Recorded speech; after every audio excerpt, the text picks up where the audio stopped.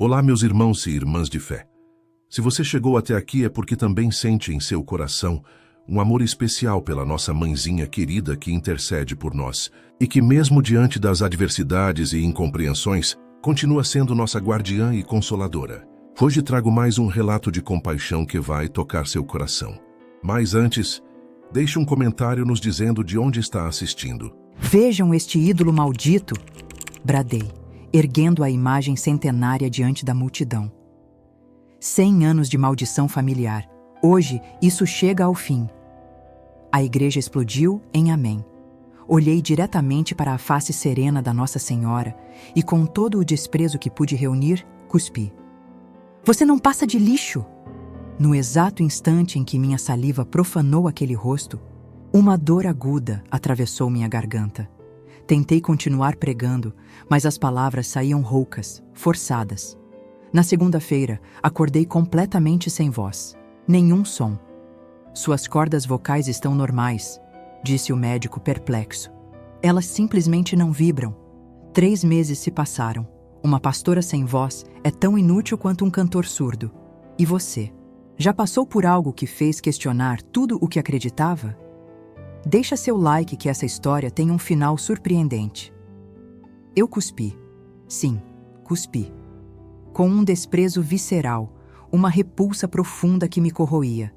Foi um ato deliberado contra a imagem de Nossa Senhora, uma figura trazida por uma convertida já destinada à fogueira. Naquele instante, declarei em voz alta, com inabalável convicção, que aquela boneca amaldiçoada não merecia sequer o respeito mais básico de qualquer criatura humana. Para mim, era a própria personificação da blasfêmia. Meu nome é Pastora Renata Valadares. Hoje, aos 49 anos, olho para trás e a clareza é brutal. Por 13 intensos anos, liderei a Igreja Pentecostal Luz da Verdade em Guanambi, lá no sertão da Bahia. É uma ironia amarga. Estávamos a poucos quilômetros do famoso Santuário do Bom Jesus e Nossa Senhora da Lapa, um local que eu combatia com fervor total. Ao longo desses anos, conduzi mais de 200 campanhas de libertação da idolatria. Centenas de pessoas recém-convertidas entregavam suas imagens de santos para que fossem publicamente destruídas. Eu não hesitava. Absolutamente. Cuspia, pisava, quebrava, queimava, tudo em nome de uma suposta e implacável purificação espiritual. Acreditava firmemente ser uma das maiores opositoras daquela devoção no sertão baiano. Convencida de que cumpria a obra de Deus, combatendo uma idolatria cega, jamais poderia prever que um dia descobriria, de uma maneira dolorosa e inesquecível, a verdadeira força por trás daquela imagem que eu tanto desprezava. Mas como, afinal, cheguei a esse ponto? Minha história começou em uma família evangélica de raízes profundas e visceralmente radicais na Igreja Pentecostal Fogo e Glória. Meu pai, o pastor Elias Macedo, era uma figura lendária na região, conhecido por todos como o Demolidor de Ídolos. Suas cruzadas evangelísticas eram eventos grandiosos, verdadeiros espetáculos que arrebatavam multidões. Nelas, ele destruía publicamente as imagens de santos entregues pelos convertidos. Eu cresci imersa nessa realidade, respirando cada partícula, vendo cada ato como a manifestação máxima, incontestável, do poder divino. Irmãos e irmãs, desde a minha mais tenra infância, fui doutrinada a odiar qualquer forma de manifestação católica. Em casa, a conversa girava invariavelmente em torno do mesmo tema. Bom Jesus da Lapa, a cidade vizinha com seu santuário em gruta, era para nós um território do diabo. Os milhares de romeiros que peregrinavam àquele local eram, em nossa visão, ovelhas perdidas, presas fáceis da falsa Nossa Senhora ali reverenciada. Filha, meu pai me dizia com uma autoridade quase profética, inquestionável, você nasceu para libertar o povo brasileiro dessa idolatria maldita. A Lapa é a Babilônia moderna, e você será um dos instrumentos de Deus para destruir essa fortaleza satânica. Aquelas palavras não apenas me marcaram, elas se gravaram profundamente em minha alma como um chamado divino e irrefutável. Aos 15 anos, vivi minha primeira e impactante experiência profética, um momento divisor de águas durante um culto de avivamento. Falei em línguas por 4 horas ininterruptas.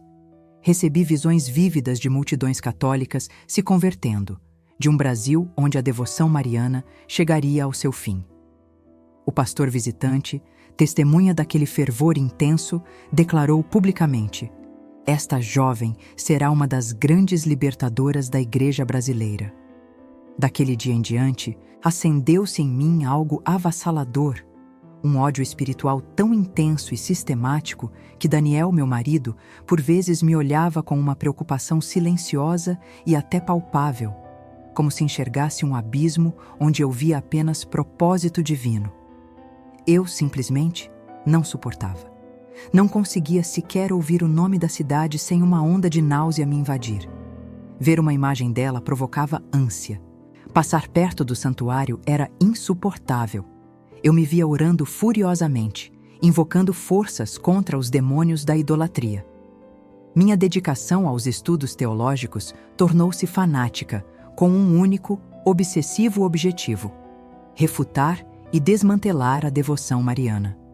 Decorei milhares de versículos bíblicos contra a idolatria. Mergulhei na história das heresias católicas.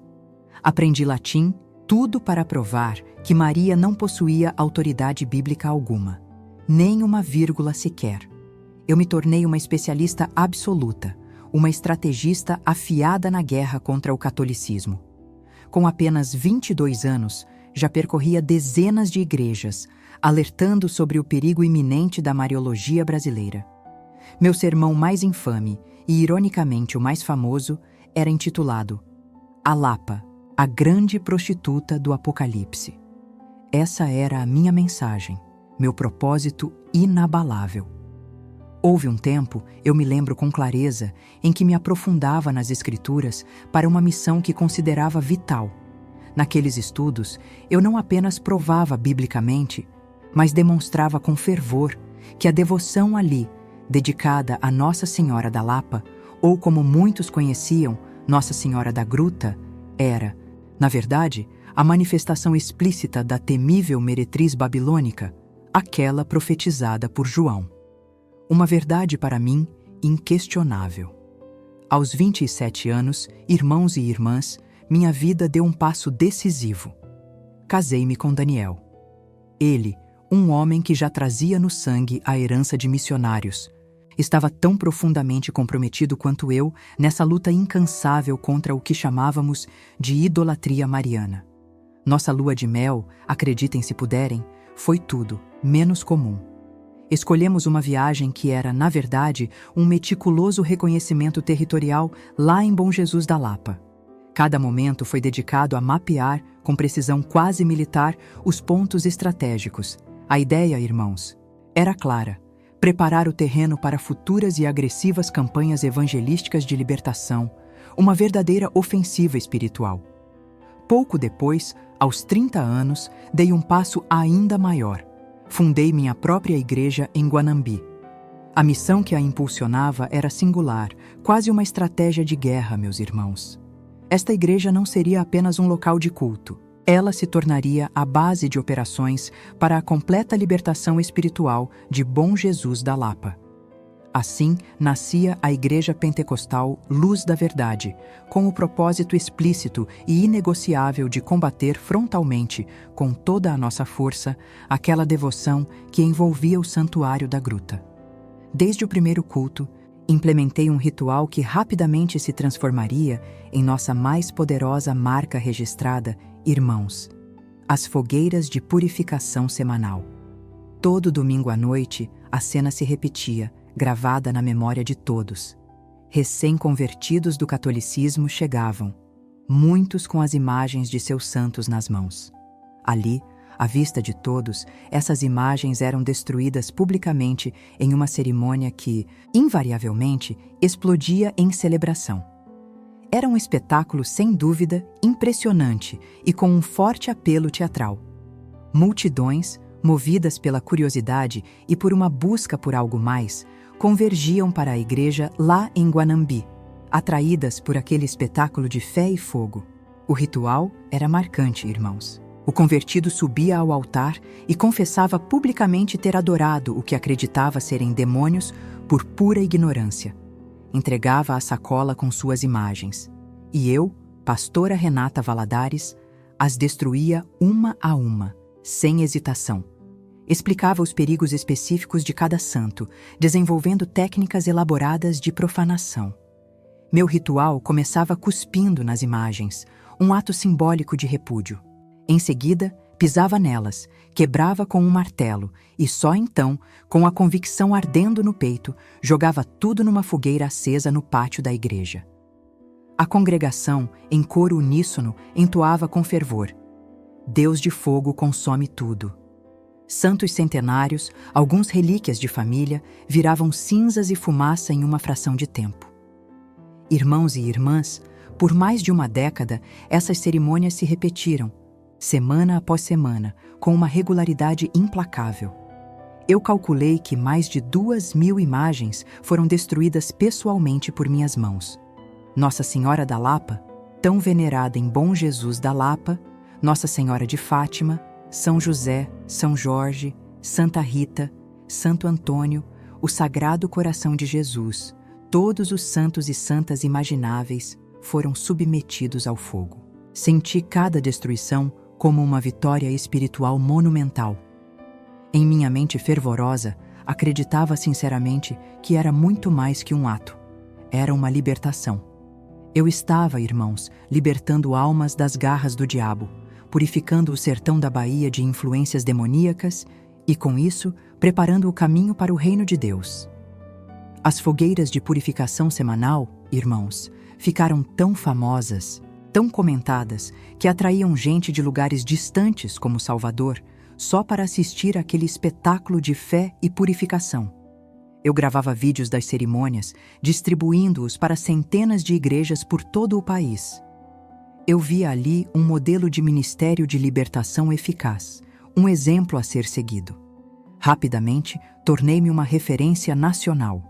Minha igreja, a Igreja Pentecostal Luz da Verdade, cresceu exponencialmente, multiplicando seu número de fiéis.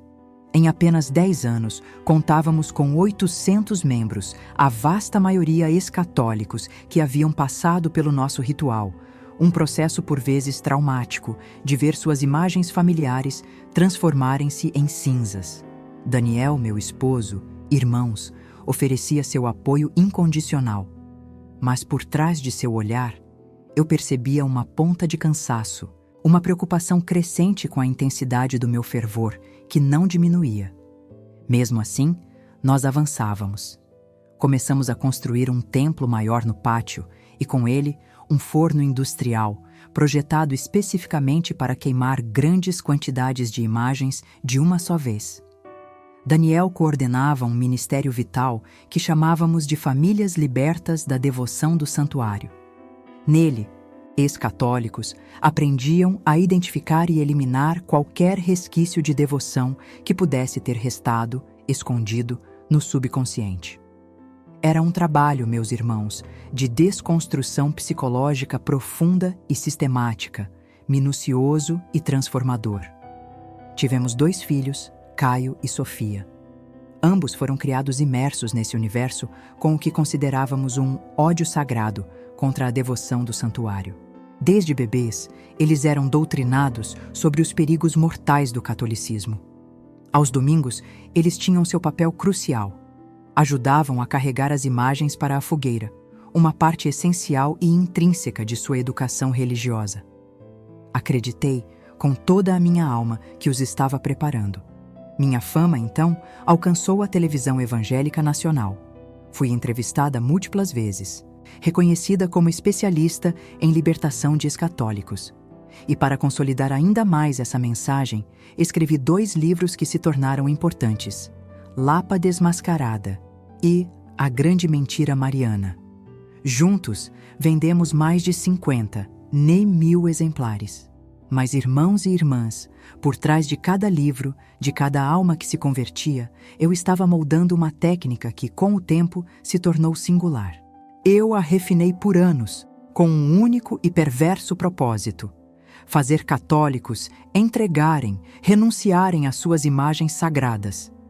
Nossas reuniões sempre começavam com testemunhos que arrepiam a alma, histórias de vida que prendiam a atenção de todos. Pessoas, muitas delas do nosso sertão da Bahia, contavam sobre curas que pareciam milagrosas, sempre depois de um ato radical, um ponto de virada sem retorno, a queima pública de seus santos. Então, chegava a minha hora, irmãos e irmãs. A pregação doutrinária que vinha em seguida não era um mero sermão. Era uma demolição implacável, uma verdadeira desconstrução das crenças mais profundas daquelas pessoas. Do púlpito da Igreja Pentecostal Luz da Verdade, em Guanambi, eu bradava, minha voz carregada de uma autoridade que, para eles, parecia inabalável, incontestável. Irmãos, eu sentenciava com toda a minha força. Estas imagens não são simples enfeites inocentes em suas casas. Não, elas são, de fato, antenas do diabo, canais diretos para o mal. Cada olhar de carinho, cada oração que vocês dirigem a elas é um portal escancarado, uma brecha perigosa para a invocação de espíritos malignos. Era um processo de manipulação devastador, e eu tinha plena consciência de cada passo, e, tristemente, era incrivelmente eficaz. Aquelas pessoas, em sua maioria, católicos humildes de Bom Jesus da Lapa e de todo o sertão, ficavam aterrorizadas. Sentiam uma culpa que corroía a alma por décadas de uma suposta idolatria, um peso insuportável no peito, desesperadas para se livrar da maldição que, eu as convencia, carregavam, entregavam tudo sem questionar. Imagens passadas de suas bisavós, santinhos de batismo, medalhas abençoadas. Cada peça era examinada por mim num ritual encenado nos mínimos detalhes, que criava um suspense dramático, quase hipnótico, em toda a congregação. Olhem esta Nossa Senhora Aparecida, eu anunciava, erguendo a imagem com um teatro calculado, um gesto de desprezo profundo. Quantas famílias foram amaldiçoadas por adorar esta rainha dos demônios? Quantos milagres falsos enganaram almas sinceras, prendendo-as em uma teia de ilusões? O ápice emocional de tudo, irmãos e irmãs, o verdadeiro clímax da nossa libertação, era a profanação. Primeiro, eu cuspia na imagem, explicando à congregação, com uma voz que tentava ser firme, que aquilo era lixo espiritual, indigno de qualquer respeito. Depois, pisava, quebrava e, por fim, jogava no fogo, enquanto a congregação bradava em uníssono. Um grito de vitória retumbante. As cinzas, por sua vez, eram cuidadosamente guardadas em recipientes etiquetados. Não eram simples resíduos, eram verdadeiros troféus da libertação, provas materiais incontestáveis da vitória sobre Satanás, que eu prometia serviriam de testemunho no grande dia do juízo final. Minha obra, irmãos e irmãs, era sim uma encenação religiosa elaborada, mas com uma eficácia assustadora, quase sobrenatural. Com o tempo, desenvolvi uma demonologia mariana completa, um arsenal teológico particularíssimo, um sistema próprio de doutrinação. Para mim, pastora Renata Valadares, Nossa Senhora Aparecida não era apenas uma santa, mas a princesa suprema das trevas. Nossa Senhora de Fátima, a temível comandante dos exércitos diabólicos. E Nossa Senhora do Carmo, uma ardilosa sedutora de almas incautas.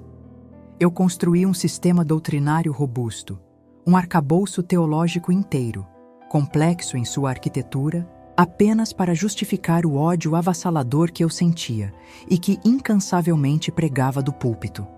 Meus filhos, Caio e Sofia, cresceram imersos nesse universo peculiar, nessa realidade alternativa que criamos.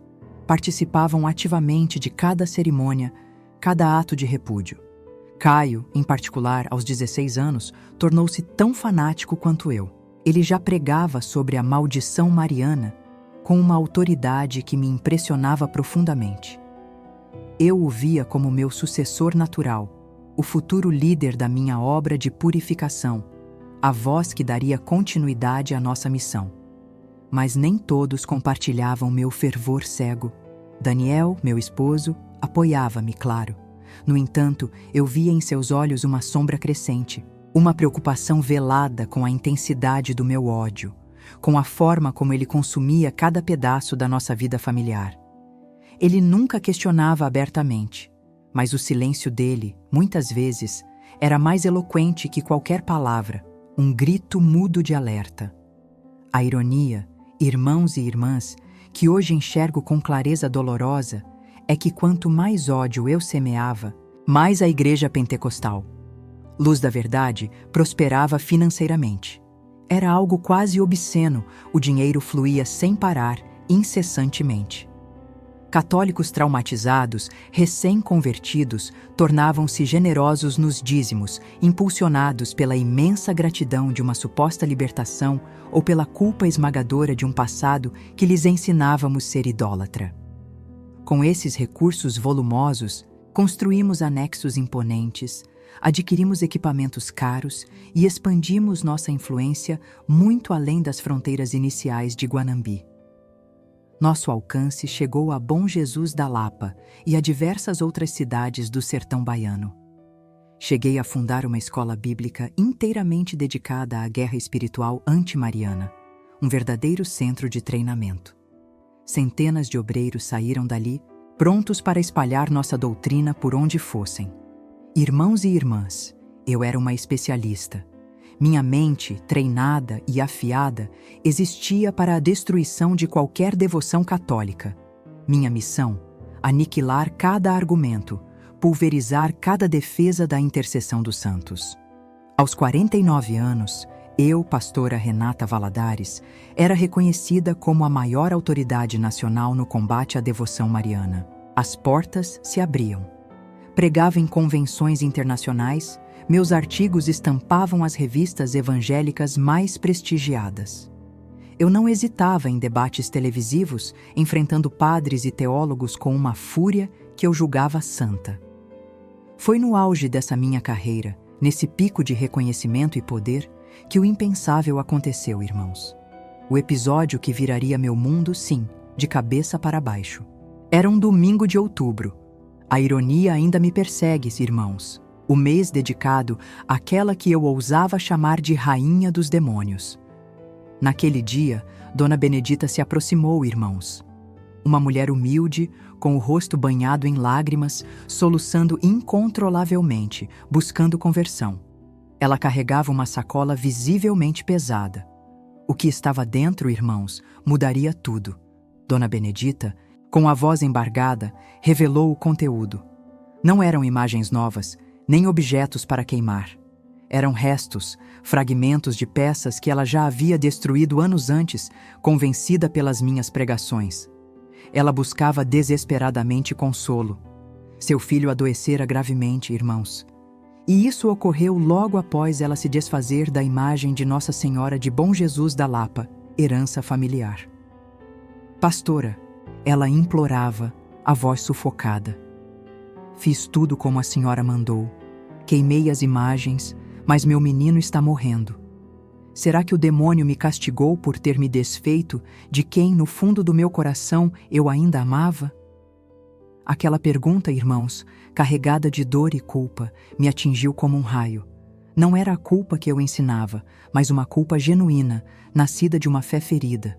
Olhei para Daniel, meu esposo, na primeira fila, e vi em seu olhar uma súplica silenciosa.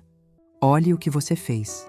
Naquele instante, irmãos, as cinzas que eu guardava como troféu viraram pó amargo na minha alma. Aquele ódio que eu acreditava purificador dilacerou a fé de Dona Benedita e talvez a da minha própria família. As semanas seguintes foram um tormento. As palavras de Dona Benedita ecoavam, gritando na minha mente.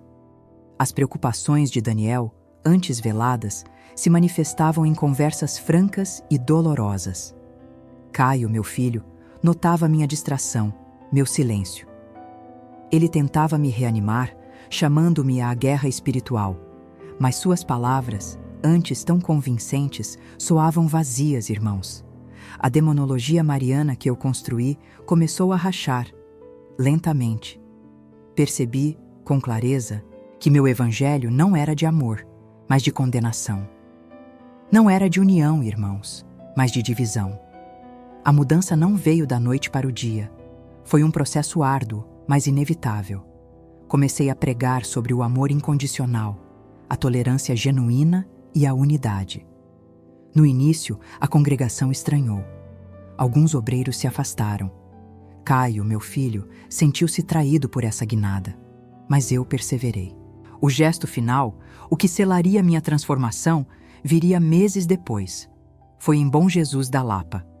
A mesma cidade que por tanto tempo foi alvo do meu ódio.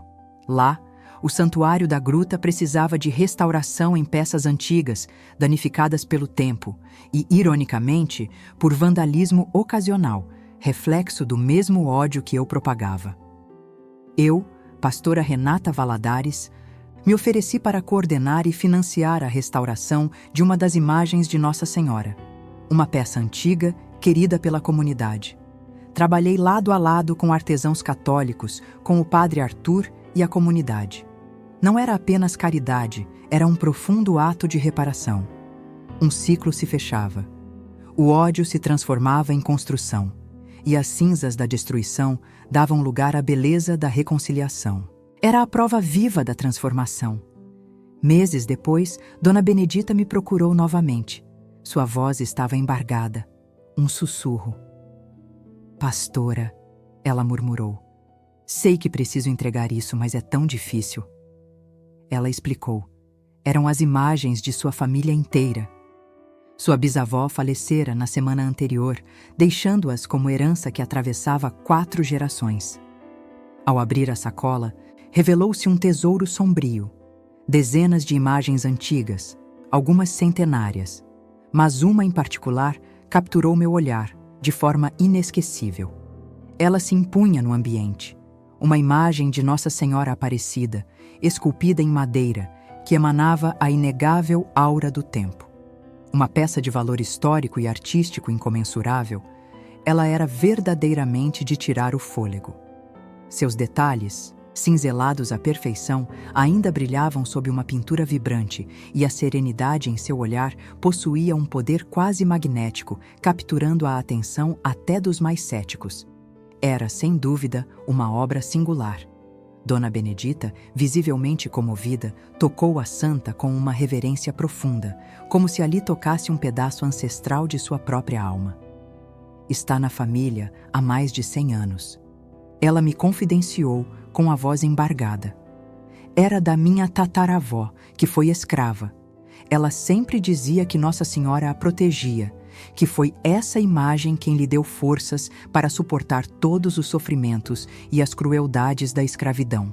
A história de Dona Benedita de fato era um relato comovente, capaz de amolecer o mais duro dos corações. Mas, para a Renata daquele momento, meu fanatismo dogmático operava como uma couraça impenetrável, blindando-me contra qualquer lampejo de empatia ou compreensão. Aquela fé cega, então, era minha fortaleza inabalável. Ah, meus irmãos e irmãs, com uma frieza que ainda hoje me arrepia, respondi a Dona Benedita: "Senhora, não me interessa a história sentimental que envolve essa peça. Demônio continua sendo demônio. Não importa a roupagem que veste, nem a longevidade que ostenta. Essa imagem amaldiçoou sua família por gerações. Mas hoje, aqui, vamos quebrar essa maldição de uma vez por todas." Um murmúrio de aprovação ecoou pela congregação, crescendo rapidamente, transformando-se num clamor uníssono. Agarrei, meus irmãos, aquela imagem centenária, aquela relíquia de madeira tão carregada de história e de dor, e a ergui diante da multidão, elevando-a como o que eu considerava, na minha ignorância, um troféu profano. "Vejam este ídolo maldito!" bradei, com toda a minha teatralidade habitual, amplificada pela convicção que eu pensava ser fervorosa. 100 anos de adoração diabólica, 100 anos de maldição familiar. Hoje, isso chega ao fim. A igreja inteira explodiu em um coro ensurdecedor de "Amém!" e aleluia. Foi então que, num surto de fúria, que à época classifiquei como profética, mas que hoje vejo, irmãos e irmãs, com a clareza de uma inexplicável e insensata irracionalidade, cometi o ato que, de fato, mudaria minha vida para sempre. Olhei diretamente para a face serena da imagem e, com toda a força e todo o desprezo que fui capaz de reunir, cuspi. "Você não passa de lixo!" Gritei, a voz rasgando o ar, um som de puro ultraje. Nem respeito básico merece. No exato instante em que minha saliva profana profanou o rosto daquela imagem sagrada, uma dor aguda, lancinante, atravessou minha garganta. Irmãos, foi como se uma agulha incandescente tivesse sido enfiada diretamente em minha laringe, queimando por dentro. Tentei prosseguir com a pregação, mas as palavras saíam roucas, forçadas, tingidas de dor. Com uma teimosia quase desesperada, forcei a continuação da cerimônia. Quebrei a imagem com um martelo, lancei os pedaços ao fogo, tudo enquanto minha voz se deteriorava visivelmente, falhando a cada frase. A congregação, meus irmãos e irmãs, naturalmente notou a alteração em minha voz, mas, ironicamente, atribuiu-a a uma unção profética ainda mais intensa, um sinal inquestionável de minha batalha espiritual.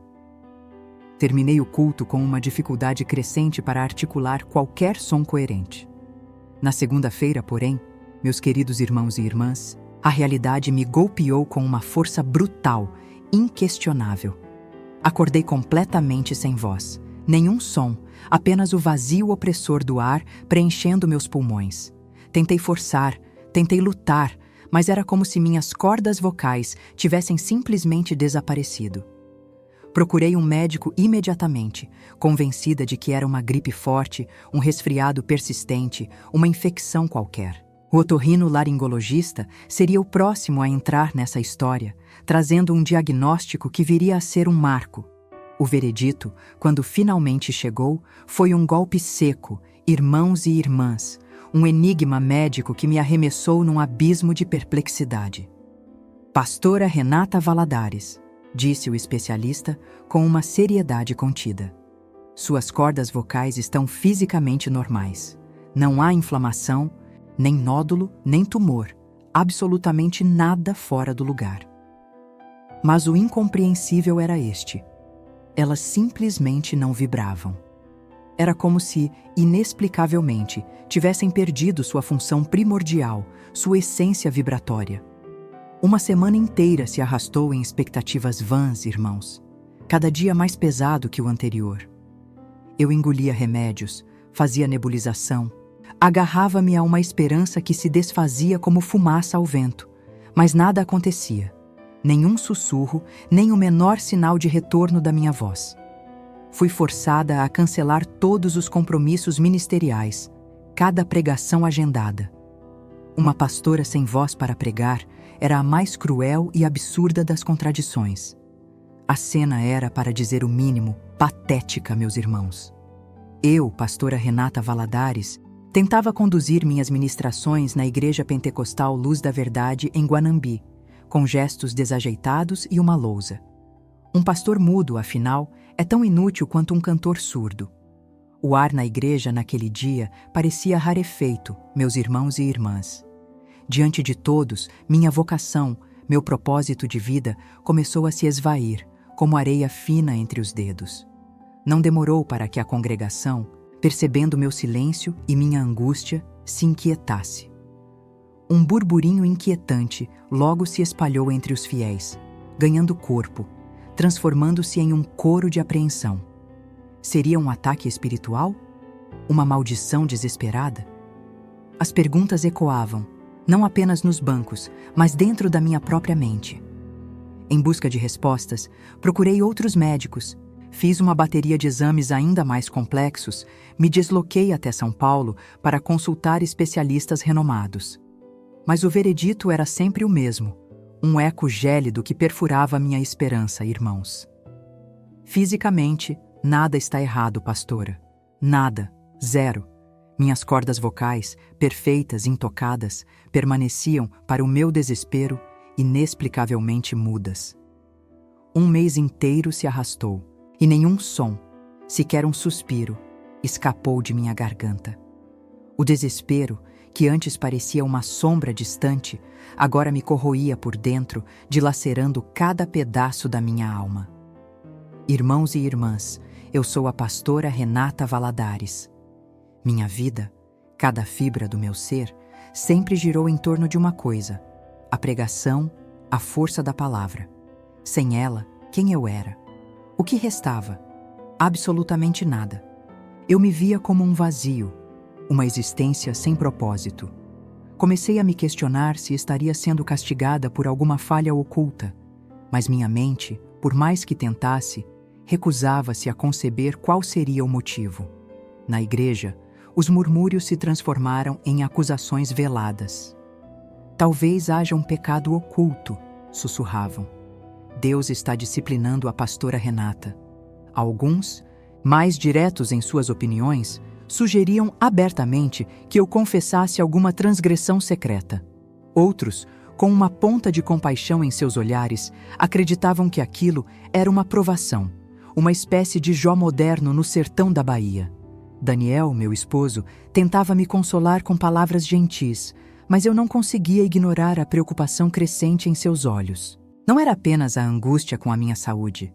Nossa renda dependia inteiramente do meu ministério. Sem a capacidade de pregar, não havia convites para outras cidades, não havia ofertas especiais, nem mesmo a venda de meus livros, que antes sustentavam parte de nossa casa. A situação financeira começou a apertar, sufocando-nos de uma forma brutal. Eu sentia o peso do meu próprio fanatismo e o impacto devastador que ele tinha em Daniel. Ele me apoiava, sim, mas eu via em seu rosto o cansaço visível de assistir nossa vida desmoronar aos poucos. 2 meses completos se arrastaram e minha voz permanecia um fantasma, ausente, irrecuperável. Mais de 50 compromissos ministeriais foram cancelados, incluindo a tão esperada viagem a Bom Jesus da Lapa, nosso principal alvo evangelístico do ano. Outros pastores, naturalmente, começaram a ocupar meu espaço, e com isso, nossa igreja em Guanambi, antes tão vibrante e cheia de vida, diminuía gradualmente.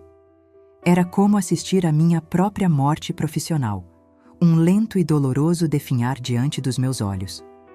Foi então que Daniel, em um ato de desespero e coragem que me chocou profundamente, sugeriu algo que jamais, em tempo algum, passaria pela minha cabeça de pastora Renata Valadares. Renata, ele começou, a voz embargada pela tensão e pelo medo.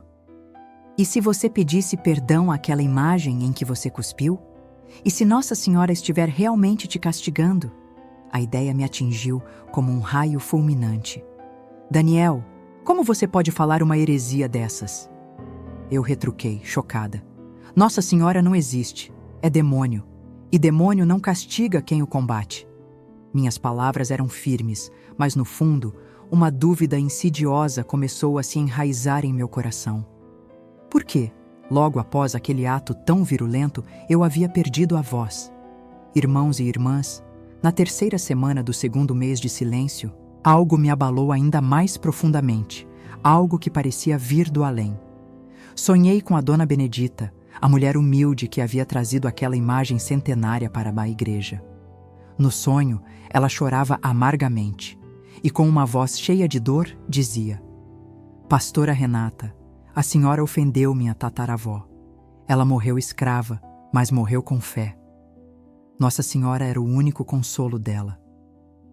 Acordei perturbada, com o peso daquelas palavras me esmagando, o choro dela reverberando em minha alma como um lamento ancestral. Comecei então, irmãos, a revisitar a história daquela imagem. 100 anos protegendo uma família, passando de mãe para filha, de geração em geração, consolando mulheres que enfrentaram o sofrimento mais brutal, a escravidão. E eu, em meu fervor cego e destrutivo, havia cuspido naquilo como se fosse um lixo comum, um mero símbolo de idolatria a ser destruído. Exatos 3 meses após perder a voz, tomei uma decisão desesperada. Sozinha em casa, Ajoelhei no quarto e, pela primeira vez em toda a minha vida, tentei falar com Nossa Senhora Aparecida. Nenhum som saiu, irmãos, mas meus lábios se moveram em um pedido silencioso, um sussurro sem voz. Se a Senhora existe, eu supliquei em meu íntimo. Se foi a Senhora que tirou minha voz, eu peço perdão. Nada aconteceu imediatamente. Continuei muda. Minha crise ministerial persistia implacável, mas uma semente de dúvida sobre minhas convicções havia sido plantada, e ela, lentamente, começava a germinar. Havia uma inquietação crescente em minha alma, irmãos, um sussurro insistente que me forçava a duvidar. Eu realmente compreendia a verdade sobre Nossa Senhora? Conhecia a fé alheia ou apenas a minha própria versão dela? Então, em uma noite qualquer que se transformaria em um marco, Daniel, meu esposo, irrompeu pela porta com uma revelação chocante. "Renata!" ele anunciou, a voz contida, mas os olhos faiscando com uma mescla complexa de esperança e uma ponta de apreensão. "Eu a encontrei. Aquela mulher, a dona da imagem em que você... Bem, você sabe. Consegui o endereço dela. O que você acha de ir até lá para pedir perdão?" A proposta de Daniel me atingiu como um raio. O pavor tomou conta de mim. Sim, uma onda gelada de medo percorrendo minha espinha. Mas, paradoxalmente, uma curiosidade quase insana também acendeu em meu peito, algo que eu não conseguia verbalizar. Era um convite para um caminho que nunca, em meus devaneios mais selvagens, pensei que fosse trilhar. Um ato de reconciliação, antes impensável, começava a delinear-se em meu horizonte. Irmãos e irmãs, o sol mal havia se espreguiçado no céu quando, no dia seguinte, nos dirigimos à casa de Dona Benedita. Era uma moradia modesta, humilde, mas imersa em uma aura de paz que eu não esperava. Ao nos ver à porta, o semblante enrugado de Dona Benedita se transformou em pura surpresa, quase choque. "Pastora, como estão? Soube que a senhora ficou doente." Ela nos saudou, sua voz carregada de uma gentileza inesperada. Tentei responder, mas minha garganta parecia fechada, um nó apertado. Apenas um fiapo de ar escapou, e o silêncio pesado engoliu qualquer tentativa de comunicação, estendendo-se, embaraçoso, entre nós. Daniel, percebendo minha agonia, interveio com aquela ternura particular que só ele possuía. Com palavras cuidadosas, explicou a Dona Benedita que minha voz havia desertado desde o fatídico domingo do meu ato de desrespeito. Dona Benedita nos observou então com um olhar de uma profundidade quase ancestral, uma compreensão que parecia transcender o tempo.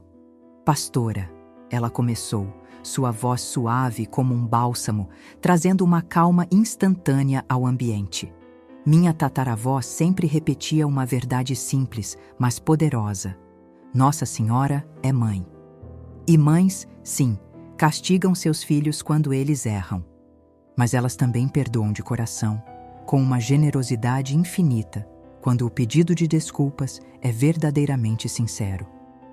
Aquelas palavras, irmãos e irmãs, tão singelas e despretensiosas, de Dona Benedita me atingiram em cheio, com uma força que eu não antecipava. Elas perfuraram minhas defesas, tocando uma ferida antiga e profunda. Uma dor que eu nem sequer imaginava que ainda latejava e sangrava em meu interior. E então veio a pergunta que, por um instante, me congelou no lugar, paralisando cada nervo meu. "A senhora quer que eu reze para Nossa Senhora por sua cura?" Sua voz, ao fazer a proposta, carregava uma naturalidade tão desconcertante, uma simplicidade tão pura, que me desarmou por completo. Minha mente, nas profundezas mais recônditas, berrava um sonoro e visceral "não". Mas o desespero, essa besta voraz que me devorava por dentro, sufocou qualquer objeção, calando o grito de resistência. Engoli em seco, um nó grosso em minha garganta e apenas assenti, um movimento quase imperceptível. A vergonha, quente e avassaladora, queimava-me por dentro, uma fogueira incontrolável que consumia minha alma. Hipócrita, sim, eu era. Mergulhada naquele abismo de contradições, percebi, com um frio na espinha, que eu não tinha mais escolhas. Nenhuma.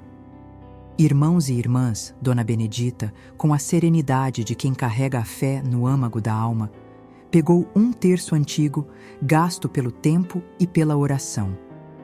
Apertou-o entre seus dedos enrugados.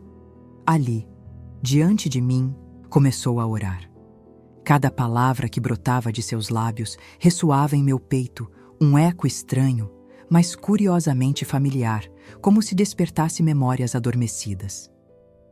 Nossa Senhora Aparecida, ela suplicava, sua voz permeada por uma fé tão inabalável que parecia mover montanhas. Esta pastora, Renata Valadares, não sabia a dimensão do que fazia quando a ofendeu. Ela está profundamente arrependida. Está sofrendo, Senhora. A Senhora, que é mãe de infinita bondade, perdoe-a e devolva sua voz, para que ela possa mais uma vez continuar pregando sua palavra.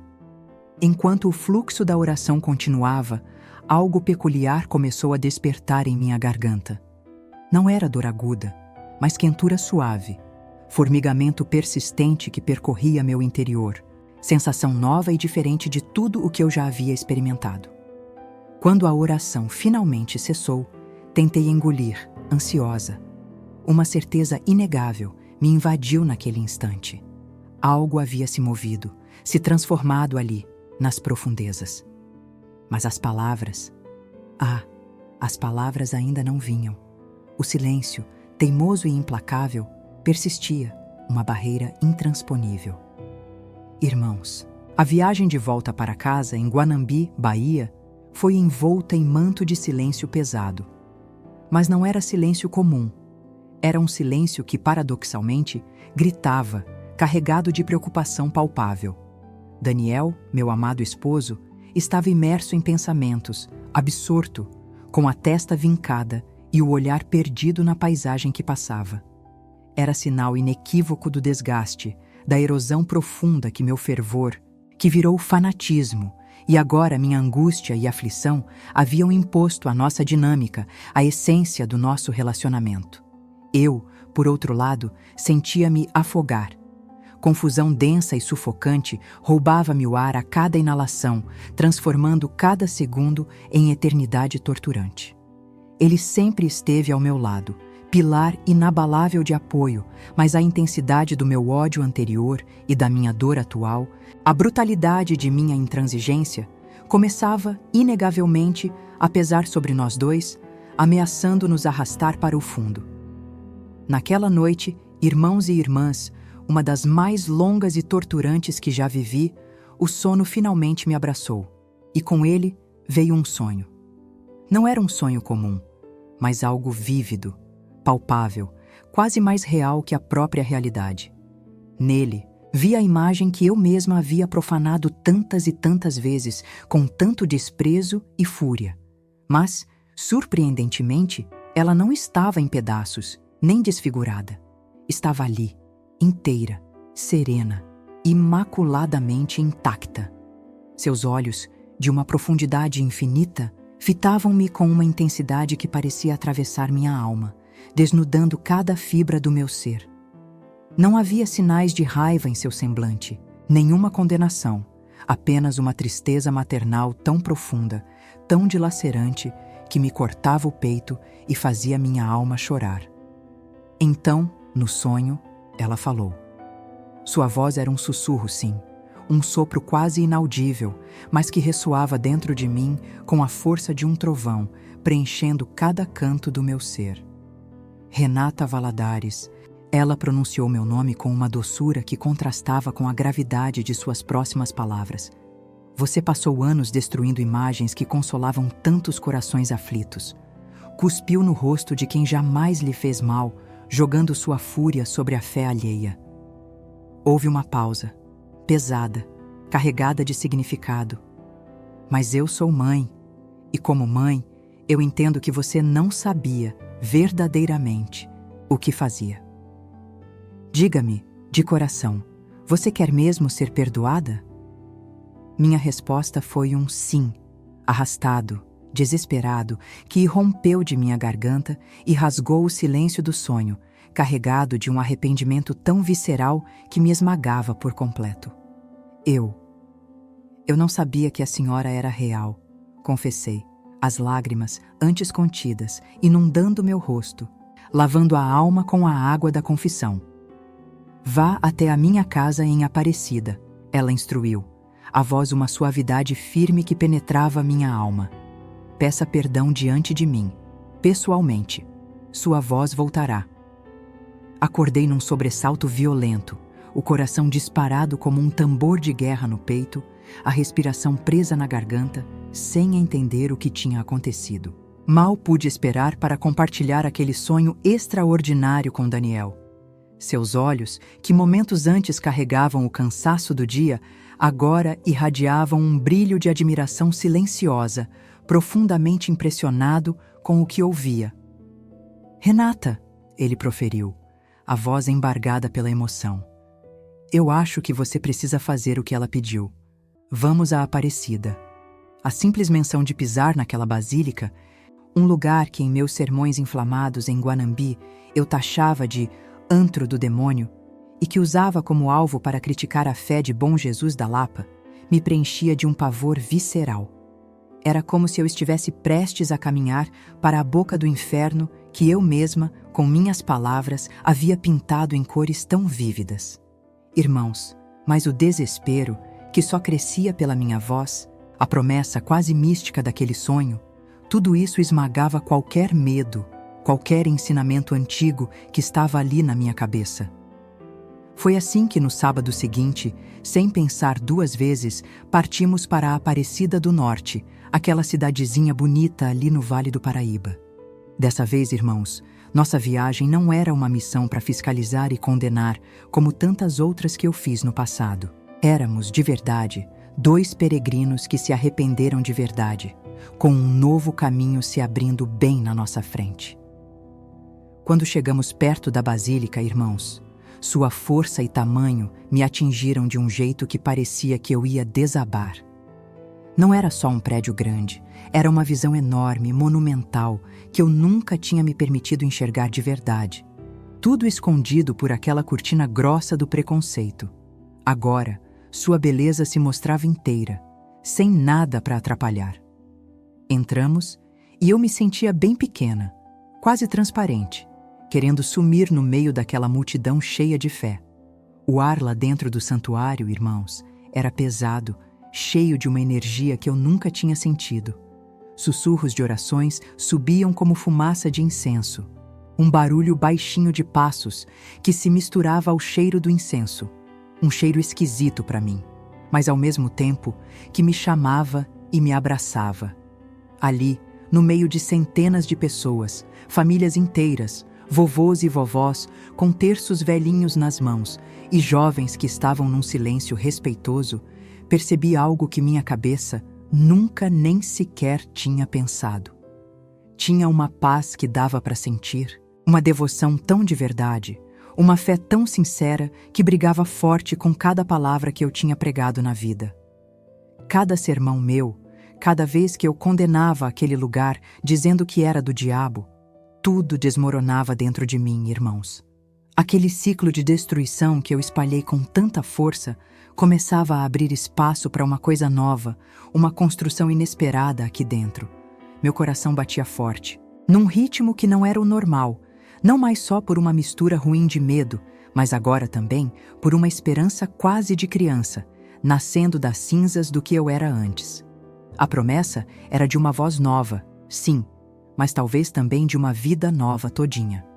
Eu estava ali, pastora Renata Valadares, 49 anos, no coração daquilo que mais combatia em toda a minha vida, irmãos. A vergonha era um cobertor pesado e que tirava o ar, cobrindo cada pedacinho de mim. Ao ver a imagem imponente da mãe, ali, no meio de tudo, senti minhas pernas bambearem. Era como se uma força que eu não via me puxasse, me chamando para o buraco sem fundo da minha própria mentira. Naquele momento tão importante de dúvida, seu José, um homem com cabelo bem branquinho e um sorriso calmo, que estava ali do meu lado, percebeu o que eu estava sofrendo. "Não tenha medo, minha filha", ele murmurou com a voz tão suave, quase não dava para ouvir no meio daquele falatório dos fiéis. Aqui você encontra o caminho de volta para casa. Aquela frase dele, tão simples e sem nenhum julgamento, me deu a coragem exata que eu tanto precisava, irmãos. Ali, diante de tantos olhos, ajoelhei-me publicamente. Centenas de pessoas me rodeavam, mas naquele momento elas eram apenas vultos indistintos. Nada mais importava. Movi os lábios, as palavras presas na garganta, mas meu coração gritava em um silêncio estrondoso. Mãe, confessei lá no fundo do meu ser, irmãos e irmãs com a voz embargada. Eu passei anos falando mal da senhora. Destruí suas imagens, cuspi no seu nome. Perdão. A palavra ecoava em minha alma, reverberando por cada canto da minha consciência. Continuei orando sem som, mas com uma intensidade avassaladora. Eu não sabia que a senhora era real, que consolava tanta gente, que era mãe de verdade. Perdoe minha ignorância, minha crueldade, meu fanatismo cego.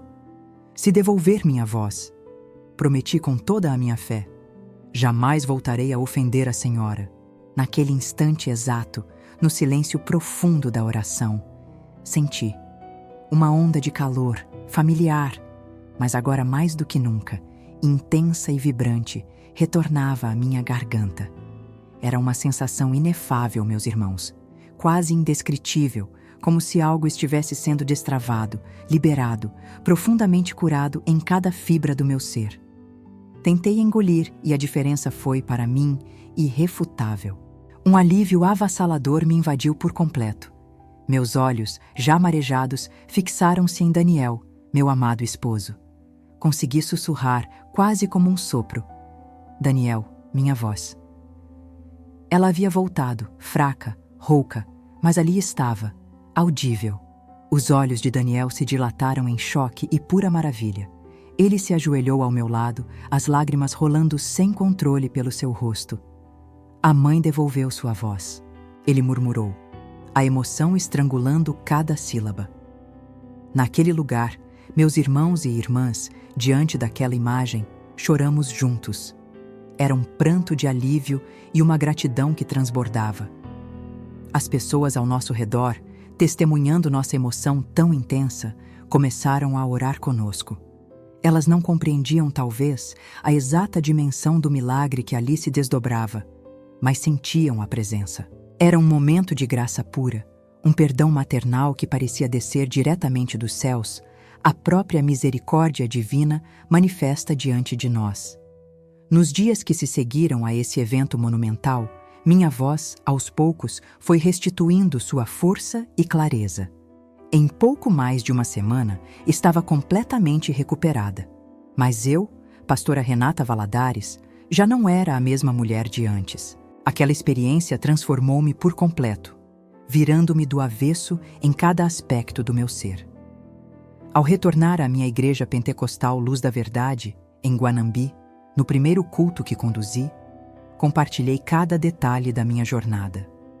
Confessei que perdi a voz após cuspir numa imagem da santa, que ela me castigou e que, em sua infinita misericórdia, me perdoou. A reação da congregação foi de choque absoluto. Alguns membros descrentes cochichavam que eu estava possuída. Outros, indignados, declaravam que eu havia mergulhado na mais grave heresia mariana. Irmãos e irmãs, a divisão na igreja foi imediata e dolorosa, rasgando minha alma. Famílias inteiras que me seguiam fielmente começaram a partir, deixando um vazio palpável. Daniel, meu esposo, meu porto seguro, carregava um fardo visível. Seus olhos, antes cheios de admiração pelo meu fervor, agora refletiam preocupação, um desgaste silencioso diante do meu ódio anterior, que agora custava não só a congregação, mas pedaços da nossa paz. A revolta dos meus obreiros foi instantânea, irmãos. Aqueles que antes se mostravam tão leais, subitamente se voltaram contra mim, abandonando-me sem hesitação. Mas como eu poderia negar a transformação que havia vivido? Era impossível para mim silenciar. Daquele dia em diante, meus amados, as campanhas de aniquilação de imagens cessaram por completo. Eu, pastora Renata Valadares, aos 51 anos, já não conseguia mais quebrar, queimar ou cuspir em representações de santos. Como poderia, sabendo agora que era um porto seguro para tantas almas em aflição no sertão? Meu ministério, que conduzi por 13 anos em Guanambi, alterou drasticamente sua direção.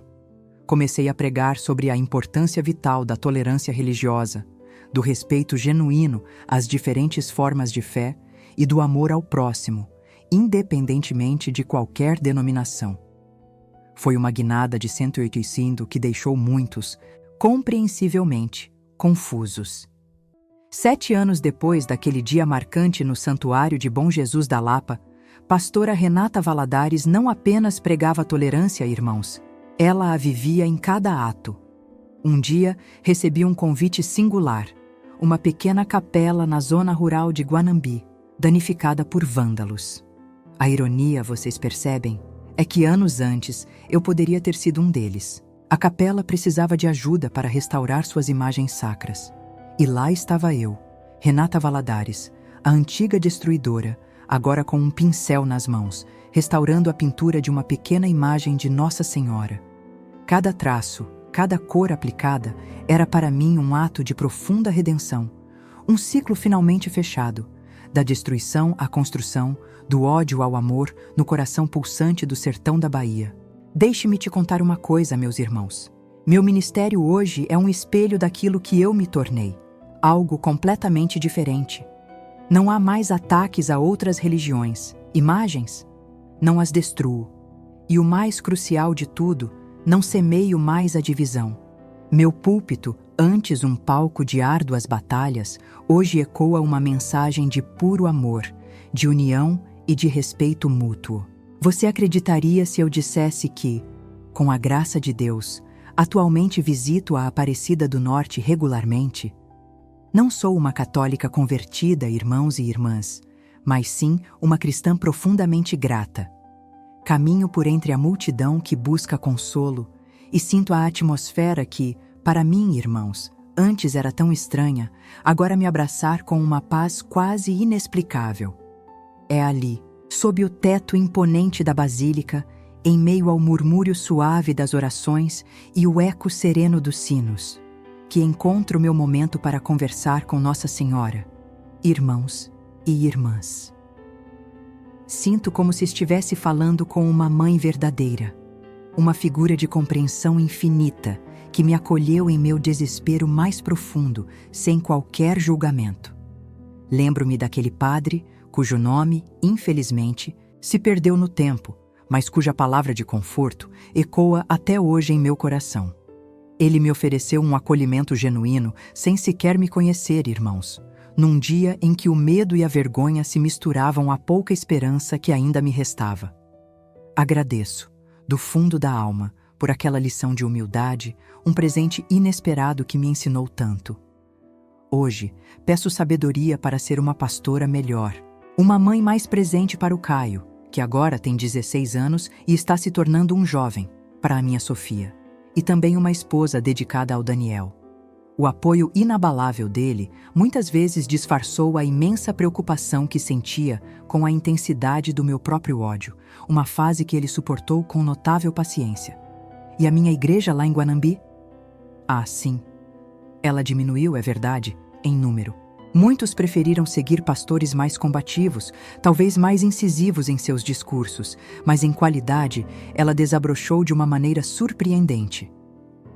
As pessoas que permaneceram não são apenas membros, são espiritualmente mais maduras, mais tolerantes e, acima de tudo, mais amorosas.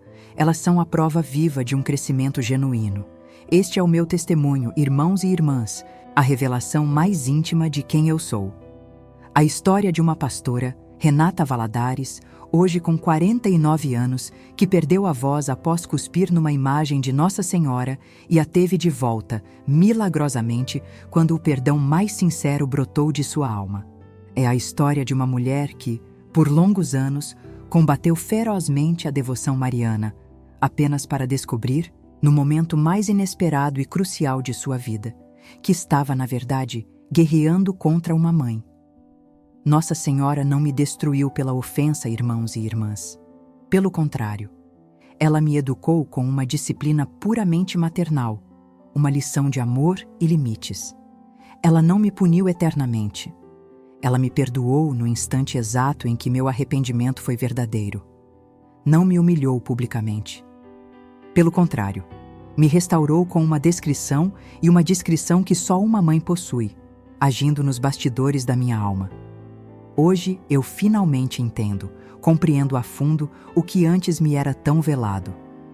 Irmãos e irmãs, as mais de 2000 imagens que eu, em minha ignorância, destruí, não eram meros ídolos diabólicos, como eu acreditava.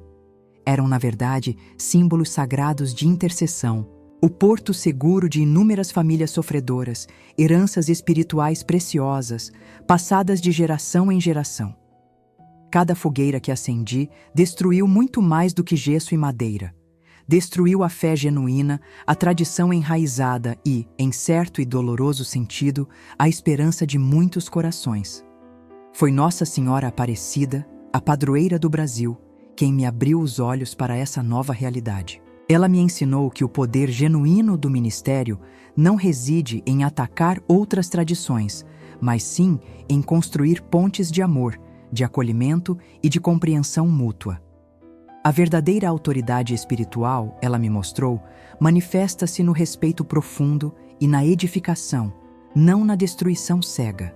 E assim, com a voz que ela milagrosamente me devolveu e o coração que ela tão gentilmente transformou, sigo hoje pregando um evangelho de amor que acolhe a todos, de fé que respeita as diferenças e de união cristã que transcende os muros. Porque eu aprendi, da forma mais dura, que quando ofendemos uma mãe, sim, ela nos disciplina com amor. Mas quando pedimos perdão sincero, ela nos abraça com a mais pura e incondicional misericórdia que se pode imaginar. Para selar essa profunda transformação, hoje, em Bom Jesus da Lapa, aquela cidade vizinha que um dia considerei um mero alvo de ataque e crítica, fiz um gesto concreto e simbólico. Recentemente, ajudei a restaurar uma pequena imagem de Nossa Senhora, danificada pelo tempo e pelas intempéries, bem ali na praça principal. Um ato que pode parecer simples, mas que para mim, pastora Renata Valadares, fecha um ciclo completo. Do ódio à construção, da divisão à união e da ignorância à luz.